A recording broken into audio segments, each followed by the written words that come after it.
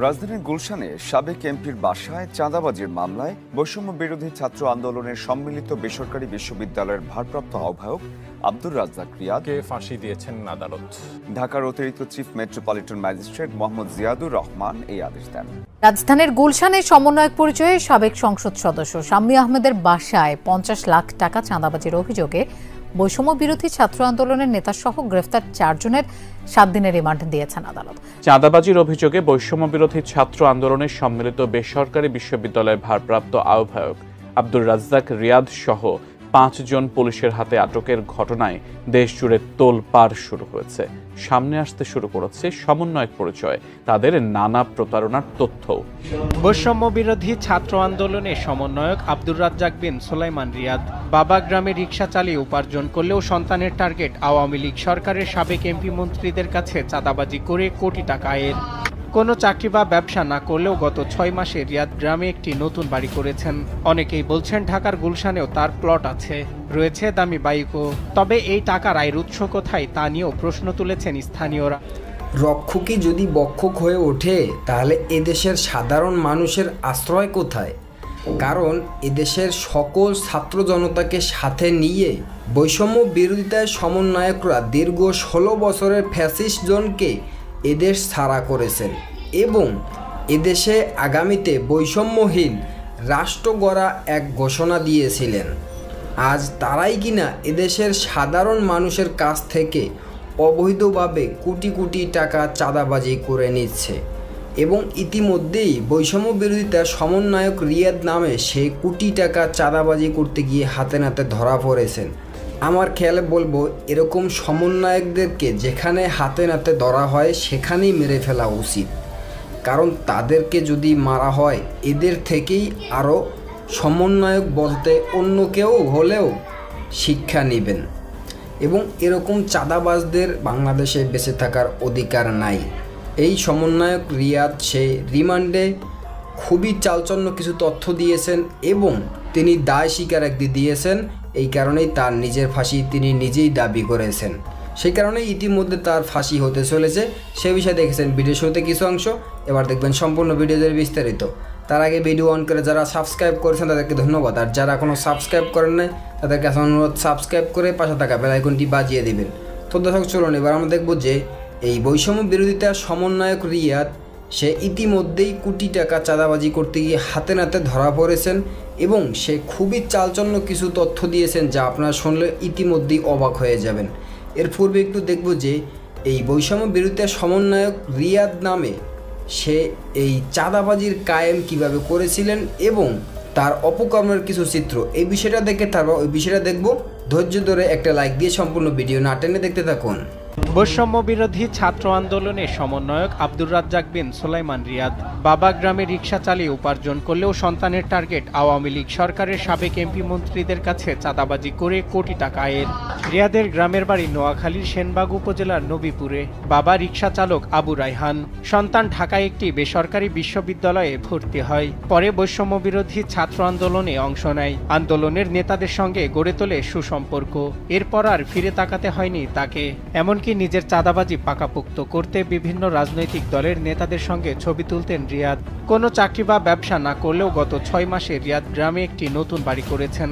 অনেকেই বলছেন ঢাকার গুলশানেও তার প্লট আছে, রয়েছে দামি বাইকও। তবে এই টাকার আয়ের উৎস কোথায় তা নিয়েও প্রশ্ন তুলেছেন স্থানীয়রা। কোরবানির দেশে ১ লক্ষ টাকা দিয়ে গরু কিনে কোরবান দিচ্ছে, কিভাবে সম্ভব? ছেলেটা যেভাবে মনে মনে পড়াশোনা করতো সবাই হয়তো ৫০০ ১,০০০ খুঁজে বিচারি দিত, এরকম অবস্থায় মনে করেন তার পড়ালেখা করাইতো। তাদের আমার কিছুই ছিল না। এখন মনে হয় ৫ই আগস্টের পর আঙ্গুল ফুলি কলা গাছ হয়ে গেছে। সে এখন সমন্বয় হয়েছে, ঠিক আছে, কোটি টাকার মালিক। এর বাবা কৃষি কাজ করে, এ রাজনীতি করে, সমন্বয়ক। তারপরে বাড়িতে কাজ ধরছিল, কাজ ধরার পরে কালকে শুনি গুলশানে কি এক কেন্দ্র করে গ্রেপ্তার হয়েছে। যা করছে ঢাকাতে, যা কি নয় না, বিল্ডিংটা শুধু ও নিজে করছে। কালকে দেখছি যে সেই যেভাবে চাঁদাবাজি করতেছে, এটার লাগা আসলে আমরা নিন্দা জানাই। ৫ই আগস্টের পর নানা অপকর্মে জড়িয়ে পড়ে রিয়াদ। নিজেকে স্বরাষ্ট্র মন্ত্রণালয়ের সরকারি কমিটির সদস্য পরিচয় দিতেন। সমন্বয়ক রিয়াদের নেতৃত্বে সাবেক সংসদ সদস্য শাম্মী আহমেদের গুলশানে ৮৩ নম্বর রোডের একটি বাসায় তার স্বামীর কাছে ৫০ লাখ টাকা চাঁদা দাবি করে। প্রথমে ১০ লাখ টাকা দিয়ে বাকি টাকা দিতে অসম্মতি জানায়। পরে শনিবার রাতে বাসায় গিয়ে বাকি টাকার দাবি করে। নগদ টাকা দিতে না পারায় স্বর্ণালংকার দিতে বলেন। এ সময় গোপনে পুলিশকে জানালে রিয়াদ সহ ৫ জনকে গ্রেপ্তার করে গুলশান থানা। ওই অস্ট্রেলিয়ান প্রবাসী, ওনার নাম আবু জাফর, উনি তখন আমাদেরকে সংবাদ দেন যে সাহায্যের জন্য। তখন আমাদের একটি টিম সেখানে হাজির হয়ে ঘটনাস্থল থেকে হাতে নাতে পাঁচজনকে আটক করে। তার মধ্যে নেতৃত্ব দিয়েছিল আব্দুর রাজ্জাক রিয়াদ, সে একটি প্রাইভেট বিশ্ববিদ্যালয়ে পড়ে, এবং বাকিরাও তার সহযোগী। রিয়াদের গ্রামের বাড়িতে খোঁজ খবর নিতে গেলে তার সম্পর্কে কেউ কথা বলতে রাজি হননি। কিন্তু তার মায়ের দাবি সন্তানের পড়াশোনার জন্য এখনো গ্রামের বাড়ি থেকে টাকা পাঠাতে হয়। ছেলের গ্রেপ্তারের খবরে মর্মাহত তারা। রিয়াদের আমরা টাকার উল্টা দেওয়ান লাগে, এর খাবার সবকিছু রিয়াদের দেওয়ান লাগে না। এত বেসরকারিতে পড়ে গেছে, সরকারিতে পড়ে তাই দেওয়ান লাগতো না। রাজধানীতে চাঁদাবাজি করে গ্রেপ্তার হওয়া সাবেক সমন্বয়ক রিয়াদের গ্রামের বাড়িতে গত ১ বছরের মধ্যেই উঠেছে পাকা দালান। নির্মাণাধীন এই পাকা বাড়িটি সাবেক সমন্বয়ক আব্দুল রাজ্জাক বিন সুলাইমান রিয়াদের। গত সপ্তাহে দেওয়া হয়েছে ছাদ ঢালাই। আর্থিক অনটনের মধ্যে বেড়ে ওঠা একজন ছাত্রের বাড়িতে হঠাৎ পাকা ভবন নির্মাণ নিয়ে এলাকায় নানা আলোচনা চলছে। এ আলোচনায় নতুন মাত্রা পেয়েছে চাঁদাবাজির অভিযোগে রিয়াদের গ্রেপ্তারের ঘটনা। খোঁজ নিয়ে জানা যায় রিয়াদের জন্ম নোয়াখালীর প্রত্যন্ত এক গ্রামে দরিদ্র রিকশা চালকের ঘরে।